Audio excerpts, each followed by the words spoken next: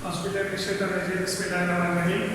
عزیز طلبہ، آج ہم سیکنڈ ایئر کی جو ہماری اردو کی کلاس ہے اس میں سے حصہ نثر کا آغاز کر رہے ہیں. سیکنڈ ایئر کا جو حصہ نثر ہے سیم اسی طرح سے جیسے فرسٹ ایئر میں آپ نے پڑھا اس کے بارے میں کہ اس میں ایک تو سبق کا خلاصہ آئے گا. پیپر میں آپ کو 10 نمبر کا 14 سوال کے اوپر یہ تھا حصہ نثر آپ کا.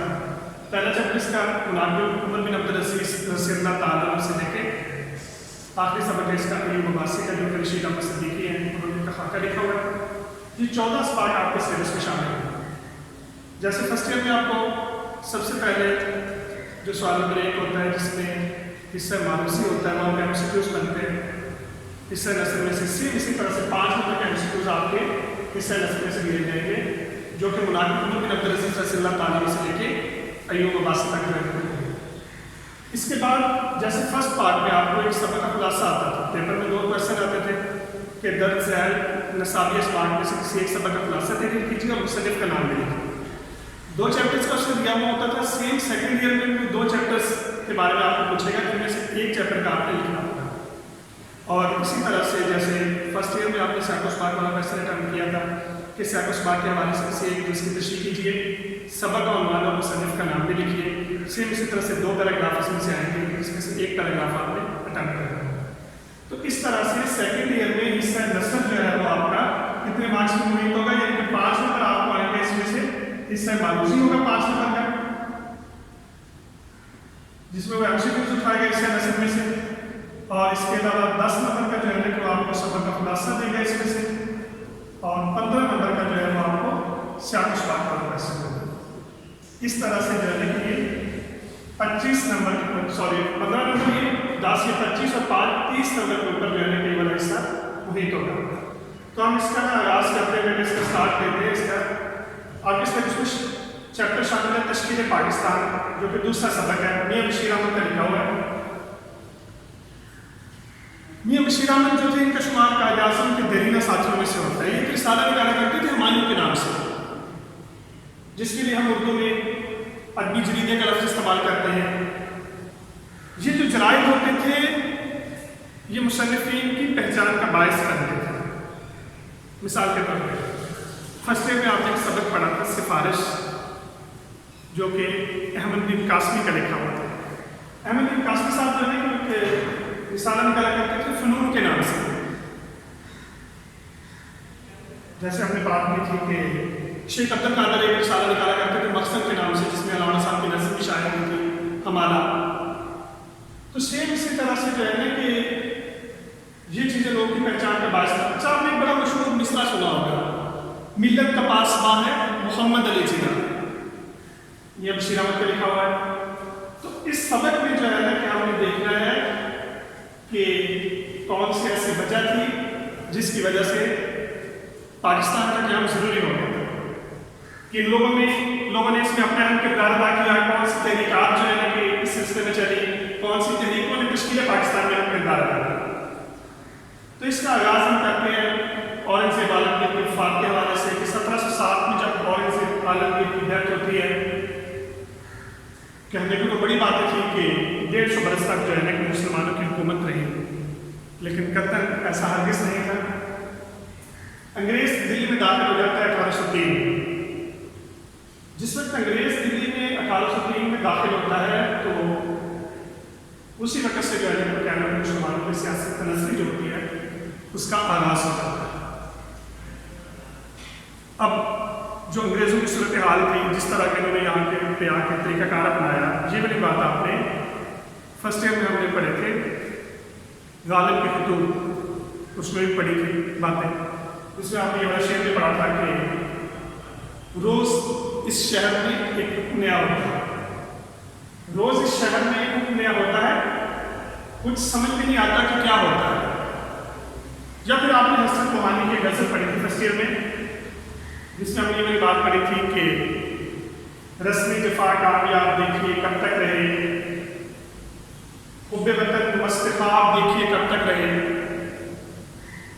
پردہ اسلام میں کوشش تقریب کا خلق خدا پر عذاب دیکھیے کب تک رہے. تو وہ جو انگریزوں کے ظلم و ستم کے حوالے سے باتیں تھیں یہ آپ نے پڑھی ہوئی ہیں آلریڈی کہ کس طرح سے جو ہے کہ انگریز دلی میں داخل ہوتا ہے, کیسے کہ یہ لوگ تاجروں کے روپ میں یہاں پہ آتے ہیں. وہ جو ہم نے فورٹ ولیم کالج والی باتیں بھی وہاں پہ ڈسکس کی تھی کہ فورٹ ولیم کو کالج کا قیام کرتے ہیں, پس پردہ اس کے مقاصد کیا ہوتے ہیں. اب انگریزوں کا دلی میں داخل ہونا, اپنی شاطرانہ چالیں چلنا, وہ رسم دفاع والے سلسلے قائم و دائم رکھنا. اب اس وقت کچھ لوگوں کے دل میں معاشرتی اصلاح کا جذبہ پیدا ہوتا ہے اور مذہبی احیاء کی تحریکیں پروان چڑھتی ہیں. تو اس میں یہ 3 لوگ جو تھے انہوں نے بڑا اہم کردار ادا کیا تھا, جن میں سے ایک شاہ ولی اللہ ہے, شاہ عبدالعزیز ہیں, سید احمد بریلوی. شاہ ولی اللہ کے بارے میں آپ نے پڑھا تھا کہ شاہ ولی اللہ نے قرآن پاک کو فارسی زبان میں ٹرانسلیٹ کیا. اب قرآن پاک کو فارسی زبان میں ٹرانسلیٹ کرنے کا مقصد کیا تھا؟ اب لیکن قرآن ایک ایسی کتاب ہے, فرسٹ ایئر میں آپ نے پہلے چیپٹر میں پہلا جملہ یہ میں پڑھا تھا کہ اسلام ہمارا 2 چیزوں کے اوپر فوکس کرتا ہے, کتاب کے اوپر اور سنت کے اوپر. وہاں پہ ہم نے یہ بات پڑھی تھی کہ ہمارے پاس سب سے بڑا لٹریچر قرآن ہے, کہ جس وقت ہم اس کو پڑھیں گے, اس کا مطالعہ کریں گے, پھر ہمیں پتہ چلے گا کہ خدا تعالیٰ کی ذات نے ہمیں کس مقصد کی خاطر پیدا کیا ہے. کہ خدا تعالیٰ کی ذات نے تو ہمیں اس کائنات میں آزاد پیدا کیا, ہم نے تو صرف خدا کے آگے جھکنا ہے, ہم نے تو خدا کے احکامات کی پیروی کرنی ہے. تو اللہ تعالیٰ کے احکامات کی پیروی کرنے کے لیے, خدا تعالیٰ کے آگے جھکنے کے لیے, خدا تعالیٰ کے بتائے ہوئے طریقوں کے مطابق زندگی بسر کرنے کے لیے ہمیں ایک ایسا خطہ چاہیے تھا جس میں ہم آزادی کا سانس لے سکیں. تو شاہ ولی اللہ کے بعد جو ہے شاہ عبدالعزیز نے مقامنامہ جو تھا اس تحریک کو جاری ثابت رکھا تھا. اس کے بعد تیسرا بڑا نام آتا ہے سید احمد بریلوی کا. یہاں کے ٹیکسٹ میں لکھا ہوا ہے کہ مسلمانوں کی مسائل مسلمانوں ہی کے ہاتھوں برباد ہو گئے. اب ہوا کیا تھا؟ یہ 6 مئی 1831 کو بالاکوٹ کے مقام پر شہید ہوتے ہیں. جو مسلمان ہوتے ہیں وہ سکھوں کے ساتھ بن جاتے ہیں, یعنی کہ اپنے لوگوں کے ساتھ غداری کا سلسلہ شروع کر دیتے ہیں. اب اس کے بعد آ جاتی ہے 1857 کی جنگ آزادی. اس کے بارے میں کافی کچھ آپ نے پڑھا ہوا ہوگا کہ 1857 کی جنگ آزادی جو تھی اس نے مسلمانوں کی رہی سے عزت جو تھی وہ بھی خاک میں ملا دی. اس میں مسلمانوں کی جو ملازمتیں تھیں وہ چھین لی گئی تھی. فارسی زبان جو تھی اس دور میں سرکاری زبان تھی, اس کو جو ہے کہ عدالت سے خارج کر دیا گیا تھا. اب اس دور میں جس شخص نے ہمیں سب سے زیادہ سہارا دیا تھا وہ تھا سر سید احمد. اب اس کے لیے آپ کے ٹیکسٹ بک میں اس نے لفظ استعمال کیا ہوا کہ دور اندیش ہمدرد ملے. سر سید احمد خان جو تھے انہوں نے مفاہمتی پالیسی اپنائی تھی. سر سید احمد خان کا موقف یہ تھا کہ ہم نے انگریزی تعلیم جو ہے نا کہ اس سے مستفید ہونا ہے, کیونکہ یہ تو وہ بڑا دور ہے کہ جس دور میں انگریزی تعلیم حاصل کرنا گناہ تصور کیا جاتا تھا. علماء کرام جو ہے کہ ان کو فتوے لگاتے تھے. اب سوال یہ پیدا ہوتا ہے کہ سر سید کے دل میں اس قوم کی اصلاح کا جذبہ کیسے پیدا ہوا.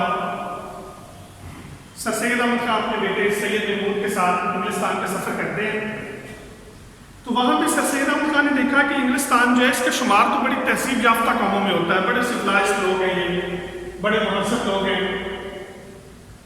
تو وہاں پہ اس حقیقت کا انکشاف بھی ہوا تھا کہ آج یعنی کہ اس وقت سے کہ 150 برس پہلے انگلستان کی تہذیب اسی طرح سے تھی جیسے برصغیر کی تہذیب, کہ جس طرح سے ہندوستان کے لوگوں کو لوگ نفرت کی نگاہ سے دیکھتے تھے سیم اسی طرح سے وہاں پہ کلچر پایا جاتا تھا وہاں. لیکن وہاں پہ 2 رسالے نکلا کرتے تھے, اسپیکٹیٹر اور ٹیٹلر, جو اسٹیل اور ایڈیسن نکالا کرتے تھے. ان رسالوں نے انگلستان کی تہذیب میں بڑا اہم کردار ادا کیا.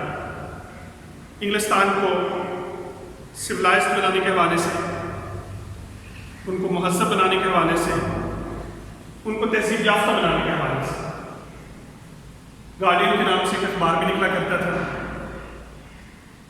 تو یہ جو اسٹیل اور ایڈیسن رسالے نکالا کرتے تھے اسپیکٹیٹر کے نام سے, ٹیٹلر کے نام سے, وہ گارڈین اخبار نکلا کرتا تھا, ان سے متاثر ہو کے سر سید نے تہذیب الاخلاق کا اجرا کیا. اب سر سید کا موقف یہ تھا کہ اسلام عقل کے اصولوں پر مبنی ہے. پھر 1867 میں جس وقت اردو کی جگہ بادشاہ راج کی گئی تھی تو سر سید وہ پہلا شخص تھا جس نے یہ موقف پیش کیا تھا کہ دونوں قومیں کبھی بھی اکٹھی نہیں رہ سکتی, ان دونوں قوموں کا چلنا محال. پھر اس کے بعد انڈین نیشنل کانگریس کی بنیاد پڑتی ہے. حالانکہ سر سید کے بارے میں یہ کہا جاتا تھا کہ یہ انگریزوں کا غلام ہے, انگریزوں کا پٹھو ہے. مولانا نذیر احمد دہلوی کا نام آپ نے سنا ہوگا, یہ تمام سر سید کے رفقا کار میں سے ڈپٹی نذیر احمد.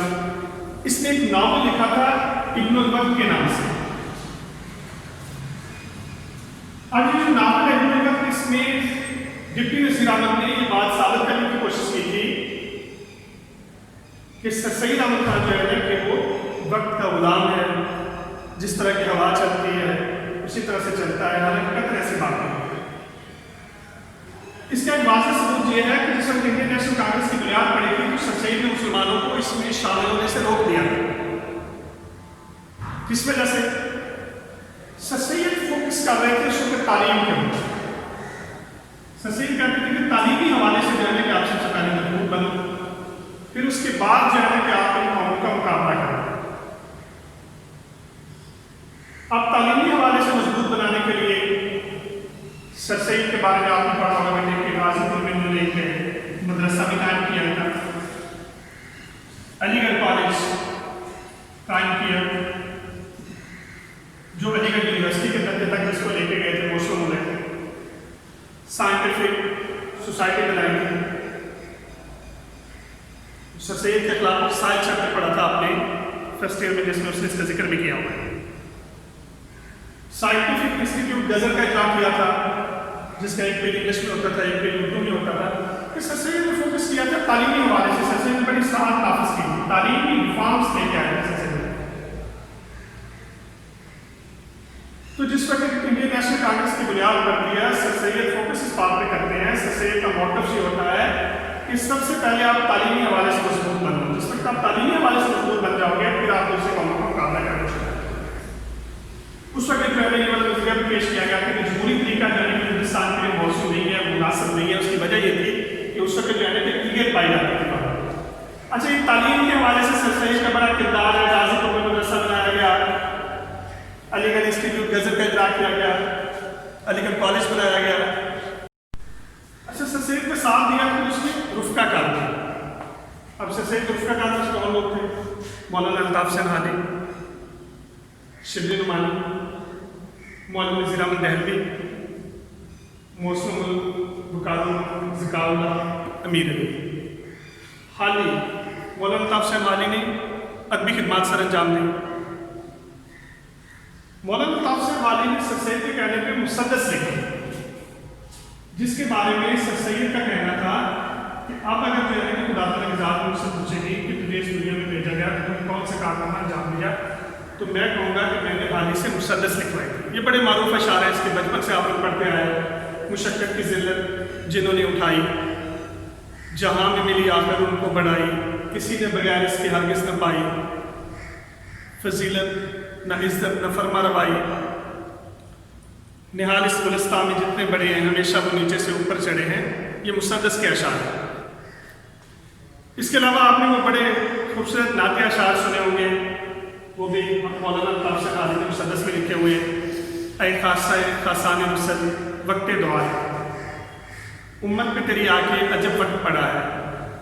تو یہ بھی مسدس کے اشعار ہے. تو مولانا الطاف حسین حادی نے مسدس لکھی, جس کے بارے میں سر سید کا موقف یہ تھا کہ اب میں سرخرو ہو گیا ہوں, قیامت کے دن میں خدا تعالیٰ کی ذات سے کہہ سکوں گا کہ میں نے اگر دنیا میں مجھے بھیجا گیا تو میں نے حالی سے مسدس لکھا. اس کے علاوہ مولانا الطاف حسین حادی کا جو کارنامہ ہے, انہوں نے مقدمہ شعر و شاعری کے نام سے ایک کتاب لکھی جو تنقید کی دنیا میں سب سے پہلی کتاب ہے. مقدمہ شعر و شاعری. اس کے علاوہ مولانا الطاف حسین حادی نے سوانح نگاری کے حوالے سے اچھا خاصا کام کیا. فرسٹ ایئر میں ہم نے ایک چیپٹر پڑھا تھا سر سید کے اخلاق و فضائل, جو کہ مولانا الطاف حسین حادی کی کتاب حیات جاوید میں سے لیا گیا تھا. جانگر غالب کے نام سے مولانا الطاف حسین حادی نے ایک سوانح نگاری لکھی. اس کے علاوہ حیات سعدی کے نام سے انہوں نے لکھی. تو اس طرح سے جو ہے کہ مولانا الطاف حسین حادی کی اپنی خدمات ہے, اس طرح سے جو ہے کہ انہوں نے سر سید کا ساتھ دیا. اب دیکھو نا, جس وقت انہوں نے اس طرح کا موقع پیش کیا کہ بھولے ہوئے ہیں یاد خدا کی حرکت میں ہوتی ہے برکت خدا کی, کہ ایک اصلاحی تحریک چلی تھی جس نے تشکیل پاکستان میں بڑا کردار ادا کیا. اس کے بعد نام آتا ہے شبلی نعمانی. شبلی نعمانی کے بارے میں آپ نے پڑھا کہ شبلی نعمانی نے جو سوانح نگار مثلا سیرت النعمان لکھی, الفاروق کے نام سے انہوں نے کتاب لکھی، شیخ الرجم کے نام سے کتاب لکھی، یعنی کہ ایک ایسے موضوع کا انتخاب کیا تھا کیونکہ یہ وہ والا دور تھا جس دور میں مذہب کے بارے میں بڑی غلط فہمیاں پیدا کرنے کی کوشش کی جا رہی تھی۔ وہ غالب کا شعر آپ کے ذہن میں ہوگا کہ امام مجھے روکے ہے جو کھینچے ہے مجھے کفر۔ مولانا حالی نے کس طرح سے اپنی خدمات سر انجام دی، شبلی نعمانی نے کس طرح سے اپنی خدمات سر انجام دی، کس طرح سے سر سید کا ساتھ دیا، تو اس طرح سے جو ہے کہ یہ اصلاحی تحریک تھی اس نے تشکیل پاکستان میں بڑا اہم کردار ادا کیا تھا۔ تو یہ والی باتیں نا بیٹے آج آپ نے ذہن میں رکھنی ہے کہ سب سے پہلے اورنگزیب عالمگیر کی وفات 1803 میں انگریز کا دلی میں وارد ہونا، اس کے بعد جو ہے نا کہ وہ 3 علماء کرام جو تھے شاہ ولی اللہ، شاہ عبدالعزیز، سید احمد بریلوی، ان لوگوں کا کردار، اس کے بعد آ جاتی ہے 1857 کی جنگ آزادی، پھر سید احمد خان نے کس طرح سے اپنا کردار ادا کیا، کیسے اپنی تصانیف سے یہ بات ثابت کرنے کی کوشش کی کہ اسلام عقل کے اصولوں پر مبنی ہے۔ پھر جب اردو کی جگہ بادشاہ رائج کی جاتی ہے تو سر سید جو ہے نا کہ وہ موقع پیش کرتے ہیں کہ یہ دونوں قومیں کبھی بھی اکٹھی نہیں رہ سکتی، اور پھر سر سید کا ساتھ دیا ان کے رفقا نے۔ یہ والی باتیں آپ نے ذہن میں رکھنی ہے۔ اس کے بعد جو ہے کہ نیکسٹ ان لوگوں نے کردار ادا کیا وہ ہم نیکسٹ لیکچر میں جو ہے اس کے بارے میں پڑھیں گے۔ اللہ حافظ۔